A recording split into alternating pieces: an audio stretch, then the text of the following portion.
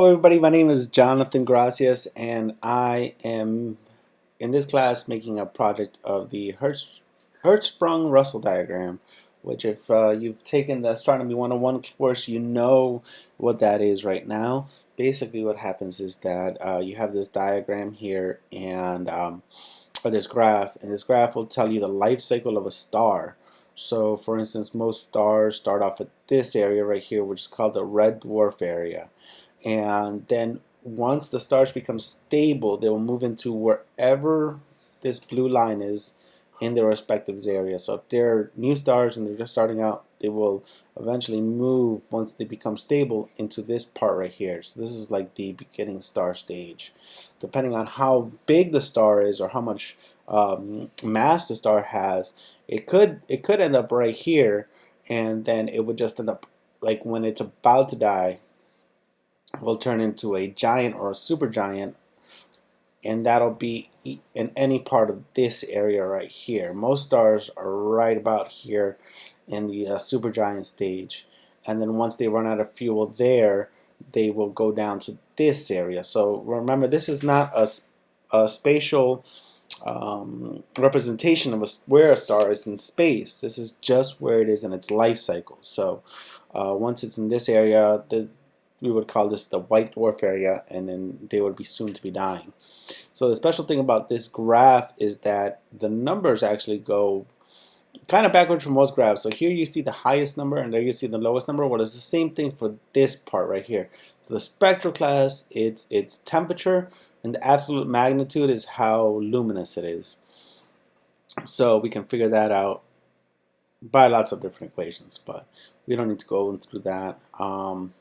As you can see, I made like a diagram of how the program would flow, which has changed a lot, I would say. And well, beyond this, which I still need to update, we can go ahead and go into the program itself. If we just close this and this. So this is the program itself, and what we have here is the iframe, which is the main J-frame of the whole program. These are all the variables, and without getting into much of the boring stuff here, because it would take a long time to go through all this, basically what it's doing, it is making a bunch of different frames on, a bunch of different panels on the frame, and controlling all the logic. So I've put all the logic and the GUI stuff inside of this one class, which I feel like I should separate later and make it into two classes, so it's a lot easier to read. Right now there's a lot going on into it. You can add a star to the graph or add a star to the history, and we'll see that when the program opens up by itself. I did use JTabbed. Where is that? I used a JTabbed pane, and I used also JLayered pane to give me the JLayered planes for the stars and JTabbed planes for the history graph, so that you can see where the star was in its lifetime. This part right here is the serialization for it. So what it does is it puts it out into a byte stream so that we can save it for later, and that is platform independent, so it'll always open up no matter what platform that you're on, and it is read in through here, and once it is read in through, it is sent back through the program so that it can be made. Yeah, so let's go ahead and see how the program runs. Alright, so this is the first thing that pops up. It is called I call it the help class. It just tells you how to use the program. Right now it's not completely done at all. Pretty much just has this part, and these buttons won't really actually work, because this is just instructions on how to use the program itself, which I feel like I'm gonna put a button so that this page can pop up, and as much as the user needs, so they can learn how to use the program. Alright. Okay, so the program itself is, it works this way.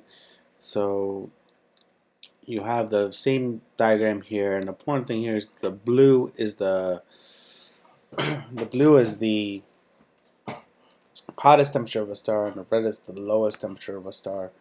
So you can add a tab here, let's say Sirius, and then we can add a star to it, and you can see that the stars do get added. Unfortunately, if we have a new tab, let's say Polaris, so this part right here is empty, but you can see that the stars from Sirius are still there and they will not go away.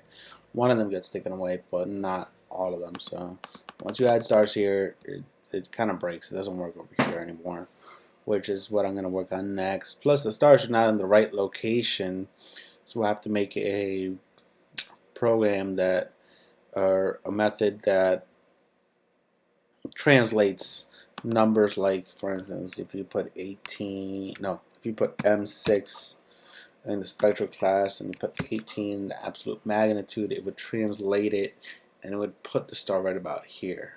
But right now all it really does is that it will add a star with a name on it, and that's okay, because once I figure out how to get the stars to erase, I'll be able to just put the stars, that equation in there so that I can get the stars in the right place. The clear button works and the load button works. If you load a star, all of these will come up, and basically that is just using the byte stream to rerun the J panel. Alright, and that about does it for my program. Thank you.